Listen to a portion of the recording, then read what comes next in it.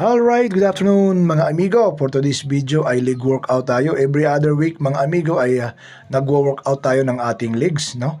Ay ang ginagawa ko, nakikita nyo nagbabalansin naman tayo dito. Sumusukat tayo mga amigo. So single leg lunge ginagawa ko dito.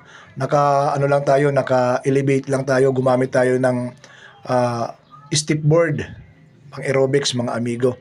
So ang ginagawa ko dito ay 10-10, no? 10 sa kanan, 10 din sa kaliwa. So, dito mga amigo ay may kabigatan dahil gumamit tayo dito ng 30 pounds both sides mga amigo sa ating dumbbells. Ayan, so kaya talagang maingat pa rin nating pini-perform mga amigo para tamaan yung ating quads at yung ating glutes mga amigo. Combination yan. Kailangan natin yan sa ating workout mga amigo para makumpleto tayo, hindi lang yung lumalaki sa atin yung upper parts ng ating body, pati rin yung lower parts ng ating body mga amigo. So ayan, maraming salamat, samahan niyo ako at medyo marami-rami pa yung gagawin natin dito mga amigo. Sana ay magkasya sa ating cellphone memory, no, yung gagawin natin. Maraming salamat mga amigo at medyo nag-crack-ramming yung ating quads. Ayan, tinatapik-tapik natin. Maraming salamat.